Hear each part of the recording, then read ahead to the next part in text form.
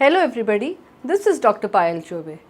आज हम एक हाई रिस्क एंटिटी के बारे में बात करेंगे, हाई रिस्क प्रेगनेंसी एंटिटी के बारे में, जो है हाइपोथायरॉयडिज्म और hyperthyroidism, that is thyroid dysfunction during pregnancy. Thyroid हम सब जानते हैं एक ग्रंथ होता है, एक ग्लैंड होता है, एक एंडोक्राइन ग्लैंड होता है जो हमारे गले के बीचों बीच स्थित होता है, सिचुएटेड होता है। उसका क्या काम होता है? Well, it secrets to hormones which is T3 and T4, जो हमारे मेटाबॉलिक साइकिल्स को, मेटाबॉलिज्म को कंट्रोल करता है, जिसका कंट्रोल होने की वजह से हमारी रिप्रोडक्टिव साइकिल्स, मेंस्ट्रुअल साइकिल्स, हमारा बॉडी का टेम्परेचर रेगुलेट होता है, वेट रेगुलेट होता है, भूख रेगुलेट होती है, स्लीप साइकिल रेगुलेट होती है। आप समझिए as if everything in the body is regulated because of these two hormones. Okay, इसको कंट्रोल करता है एक TSH नामक हार्मोन, जिसको हम कहते हैं thyroid stimulating hormone. Well, pregnancy में ये हार्मोन्स के चेंजेस ऊपर नीचे होते रहते हैं, बिकॉज प्रेगनेंसी हार्मोनल चीज़ है, उसके कारण ये हार्मोन्स में भी चेंजेस होते हैं। अगर हमारा TSH बहुत बढ़कर आया नॉर्मल के से ज़्यादा, तो हम कहते हैं हाइपोथायरॉयडिज्म, और अगर हमारा TSH बहुत लो आया, 0.03 के से भी कम हो गया, तो हम कहते हैं कि दिस इज़ 0.3 से भी कम हो गया, सपोज़ जो भी उसके लेवल है, लो लेवल से भी कम हो गया, तो हम कहते हैं ये हाइपरथायरॉयडिज्म है। इसके क्या इम्प्लिकेशंस होते हैं प्रेगनेंसी में? इसके बहुत सारे इम्प्लिकेशंस होते हैं। नंबर 1, आपकी प्रेगनेंसी की उस तरह से ग्रोथ नहीं होगी, उस तरह से डेवलपमेंट नहीं होगी जो एक एक्सपेक्टेड है। आपके बेबी को मेंटली मेंटल पैरामीटर्स उसके जो हैं, जो हम जिसको बोलते हैं कि एक व्हाट यू से मेंटल, उसका जो डेवलपमेंट जिस तरह से होना चाहिए वो नहीं होगा, स्लो होगा वो बच्चे का ग्रोथ। आपातकालीन डिलीवरी होने के चांसेस हैं। हाइपोथायरॉयडिज्म के साथ एसोसिएटेड बहुत सारी अदर एंटिटीज़ हैं, जिसको हम ओलिगोहाइड्रोमनियस बोलते हैं, मतलब गर्भ के अंदर पानी कम हो जाना, ये हो सकता है, ग्रोथ रिस्ट्रिक्शन हो सकता है। सो ये सारी चीज़ें होती हैं। Well, coming on to hypothyroidism, अगर आपका TSH लेवल बढ़कर है प्रेगनेंसी के हिसाब से, तो हम आपको हाइपोथायराइड लेबल करेंगे। ओके, अब बहुत सारे पेशेंट्स बोलते हैं कि मैडम मेरा ये रिपोर्ट है TSH का, अगर ये लैब पैरामीटर 5.5 या अलग अलग लैब्स के कुछ कुछ पैरामीटर होते हैं, बट बाय एंड लार्ज 5 पकड़ के चलो, 5, अगर ये मेरा पैरामीटर के अंदर ही तो है, इट इज़ जस्ट 4, फिर आप कैसे कह सकते हो कि मैं हाइपोथायरॉयडिज्म हूँ? आई एम नॉट हाइपोथायरॉयड, और इसके पहले तो मुझे ऐसी कोई शिकायत नहीं थी, तो मैं अभी कैसे होगी हाइपोथायरॉयड? वेल, ये अंडरस्टैंड करना बहुत ज़रूरी है कि ये तो हो गए आपके नॉन प्रेग्नेंट लेवल्स। प्रेगनेंसी के लेवल्स हम हर ट्राइमेस्टर में अगर हम बात करें, तो जैसे फर्स्ट ट्राइमेस्टर मतलब पहले 3 महीने, ये आपको 2.5 to 3 तक आपको वैल्यू रखना पड़ेगा, 2.5 के नीचे ही रखना पड़ेगा। Second and third trimester 3.5 to stretchable 4 तक रख सकते हो, 3.5 मैक्सिमम, वो लेवल तक आप ही रख सकते हो TSH का लेवल। ये आपके प्रेगनेंसी गाइडलाइंस है। तो हम एक दवाई शुरू करते हैं जो एक हार्मोन है, थायराइड के लिए हम देते हैं, छोटी सी गोली होती है, अलग अलग नामों से आती है, एल्ट्रॉक्सिन, थायरोनॉम, थायरॉक्स, अलग अलग पावर के हिसाब से आती है, 25, 50, 88, 75, 100, 125 ऐसे पावर की आती है। MCG दैट इज़ माइक्रोग्राम, ये इसमें आती है। डॉक्टर्स आपको बोलते हैं कि आप ये दवाई लेना शुरू करो, तो आपकी एक दवाई ऐड हो जाती है।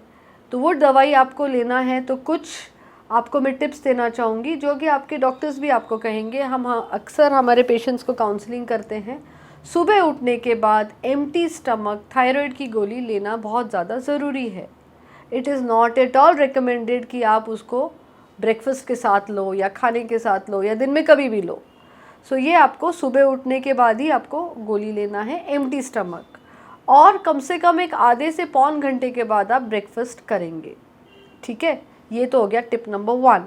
Second, high fat diet is not recommended in hypothyroid drugs के कॉम्बिनेशन में। मतलब आप बहुत सारा हाई फैटी डाइट खा रहे हो और थायराइड के ड्रग्स भी साथ में ले रहे हो, तो इसका व्हाट यू से एब्जॉर्प्शन उतना अच्छा नहीं होगा, इसका bio availability to the target organs उतना नहीं होगा और उसको आपको उतना लाभ उसका नहीं होगा। तो ये this is not at all recommended. Also soyabeans, then गोभी, पत्ता गोभी, ब्रोकोली, ये सब चीज़ें हम बोलते हैं कि थोड़ा अवॉइड करो जब आप हाइपोथायराइड ड्रग्स ले रहे हो तब। अक्सर प्रोटीन पाउडर हम प्रेगनेंसी में लेडीज़ को देते हैं, और प्रोटीन पाउडर जिसमें अगर सपोज़ सोया प्रोटीन है तो हम वो प्रेग्नेंट लेडीज़ को नहीं देते हैं। तो ऐसे सूरत में हम प्रेग्नेंट लेडीज़ को बोलते हैं कि आप लेग्यूम्स, लेंटिल्स या अंडे वगैरह आप ज़्यादा खाओ, जिससे आपका प्रोटीन रिक्वायरमेंट मीट होगा। देन थायराइड का जो ड्रग, अगर सपोज़ फर्स्ट ट्राइमेस्टर में आपको 75 शुरू करा आर्बिट्रीली, सपोज़ इमेजिन, तो ये 75 ही 9 मंथ्स तक नहीं होगा। कहने का मेरा मुद्दा है, जब हम थायराइड का ड्रग शुरू करते हैं तो लेडीज़ को हम बोलते हैं कि 6 वीक्स के बाद फिर से एक बार TSH हार्मोन टेस्ट करो और हमें बताओ आपका लेवल कैसा है, बिकॉज हमें डोज टाइट्रेशन, डोज एडजस्टमेंट करनी होती है। ओके, फिर आपका डोज एडजस्ट होने के बाद बाय एंड लार्ज रफली हम लोग every trimester we adjust the dose. Okay, then antacids, iron, calcium, these are again not to be taken with thyroid medications. Clear? कभी कभार ऐसे सिनेरियो होता है कि लेडीज़ हमें पूछती हैं कि डॉक्टर अभी मेरे को एक गोली शुरू हो गई है, I am not really comfortable, क्या मुझे ये लाइफ लॉन्ग लेना पड़ेगा या नहीं? This is a very very good question and a very very commonly asked questions to all the gynecologists. Well, to answer this, हम लोग ये बोलते हैं कि जब भी हम थायराइड डिसफंक्शन, हाइपोथायराइड सबसे ज़्यादा कॉमन है as compare to hyperthyroid, right? So hypothyroid अगर हम देखते हैं तो हम बोलते हैं कि आप इसके साथ एक एंटी TPO नामक हार्मोन करो, ऑटो इम्यून एंटीबॉडीज़ देखने के लिए। अगर वो नॉर्मल रेंज में है तो बाय एंड लार्ज आपको प्रेगनेंसी के बाद शायद आपको थायराइड की दवाई लेनी नहीं पड़ेगी, लेकिन अगर वो बढ़ के आया है तो probably you will have to take the tablet for whole of your life. And one more thing I want to tell you कि there are certain scenarios, there are certain situations in a pregnant lady's life where the pregnant lady has to undergo certain minor procedures during her course of pregnancy for maybe a short cervix, that is cervical encerclage अगर करना है, hypothyroid है। अब doctor आप तो बोल रहे हो कि ये सुबह ही आपको दवाई लेनी है, और सुबह अगर आपके डॉक्टर ने पोस्ट करा है आपको सर्जरी के लिए तो क्या करना?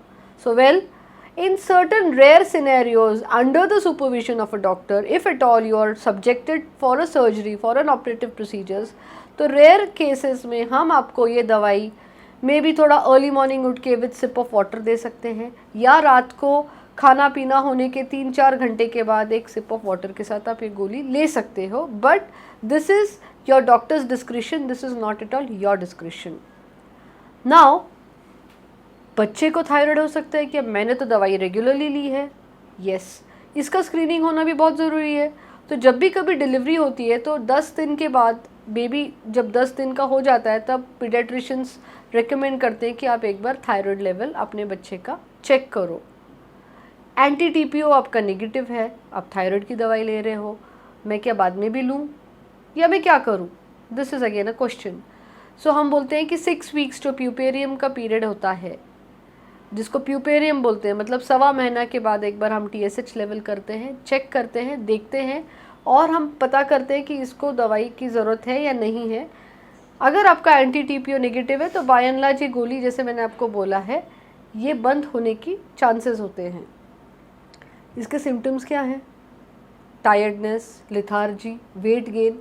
वेल, प्रेगनेंसी में वेट गेन तो कॉमन है, लेकिन अगर आपका डिज़ायर्ड लेवल से भी ज़्यादा वेट बढ़ रहा है तो one has to look for hypothyroidism also, अगर आपको बहुत सारी गर्मी हो रही है सपोज़, दूसरा अगर आपको कॉन्स्टिपेशन की शिकायत है, तो these are the symptoms of hypothyroidism.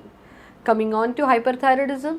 Hyperthyroidism again is a very less commonly seen entity as compared to hypothyroidism.